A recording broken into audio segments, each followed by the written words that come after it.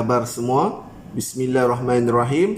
Assalamualaikum warahmatullahi wabarakatuh dan salam terus berkongsi. Jom belajar bahasa Melayu tahun 6 Sekolah Jenis Kebangsaan. Baiklah adik-adik sekalian, kali ini kita akan belajar dalam tema yang kedua, iaitu kesihatan dan kebersihan. Dan kita akan belajar dalam unit yang kelima, iaitu kebersihan jadikan amalan.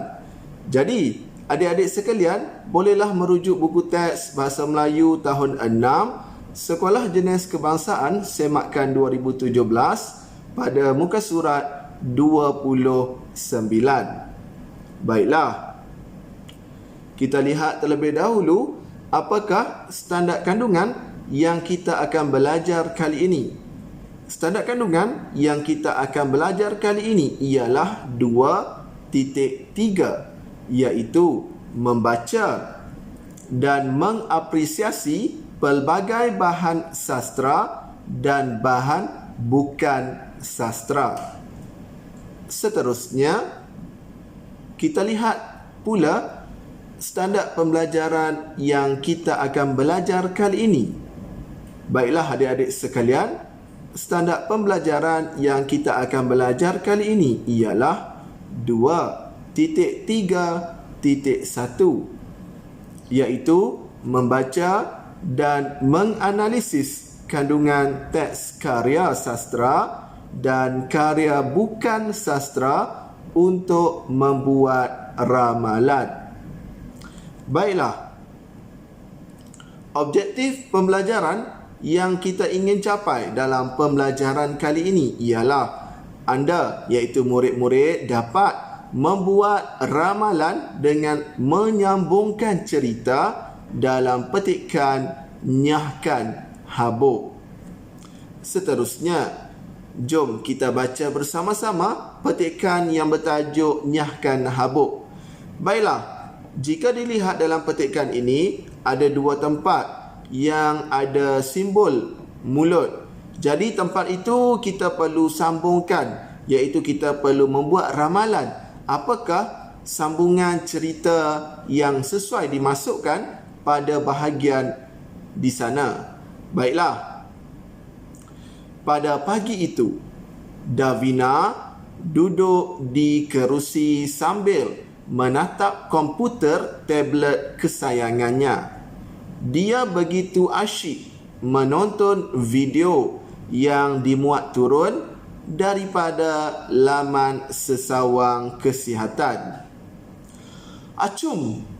Tiba-tiba, bunyi itu menerjah corong telinga Davina.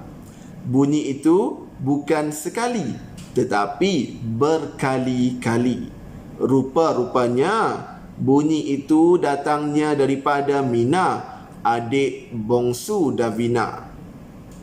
Dia sedang tercegat di dalam bilik itu sambil menggosok-gosok hidungnya yang terasa gatal. Acum! Sekali lagi, adik Davina bersin. Hidungnya kelihatan merah dan berair. Kasihan sungguh adikku, bisik Davina dalam hatinya. Tiba-tiba, dia teringat akan maklumat tentang penyakit rinitis alahan. Penyakit ini dihidapi oleh seseorang yang alah terhadap habuk. Gejala yang dialami oleh pesakit ini adalah seperti bersin, hidung berair dan tersumbat serta sakit kepala. Apabila melihat keadaan adiknya itu, Davina terfikir bahawa, baiklah, jadi di sini kita perlu sambungkan nanti. Nanti cikgu akan bantu kamu untuk sambungkan petikan ini dengan cerita yang bersesuaian. Pada petang itu, Davina terus bertindak. Dia menjalankan aktiviti pembersihan di biliknya. Dia membersihkan tingkap, bidai, meja dan rak buku bagi membuang habuk. Selain itu, dia membersihkan kipas angin yang sudah lama tidak dibersihkan. Pada malam itu, Mina muncul lagi.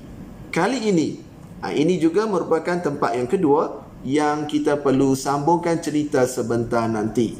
Baiklah, jadi petikan ini dipetik ataupun sumbernya dari www.myheart.gov.my.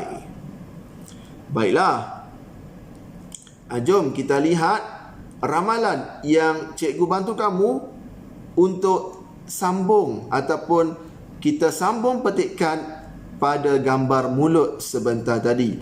Ini ramalan cerita pada gambar mulut yang pertama. Apabila melihat keadaan adiknya itu, Davina terfikir bahawa adiknya mungkin menghidap penyakit rinitis alahan. Gejala yang dihidapi oleh adiknya itu seperti bersin, hidung berair, gatal dan tersumbat adalah antara gejala penyakit tersebut. Penyakit itu berpunca daripada alah terhadap habuk. Untuk mengatasi masalah itu, Davina perlu membersihkan biliknya daripada habuk. Seterusnya, kita lihat pula ramalan cerita untuk tempat gambar mulut yang kedua. Pada malam itu, Mina muncul lagi. Kali ini, dia tidak lagi bersin seperti sebelumnya. Hidungnya tidak berair, gatal dan tersumbat. Mina gembira apabila melihat bilik kakaknya itu bersih, kemas dan cantik.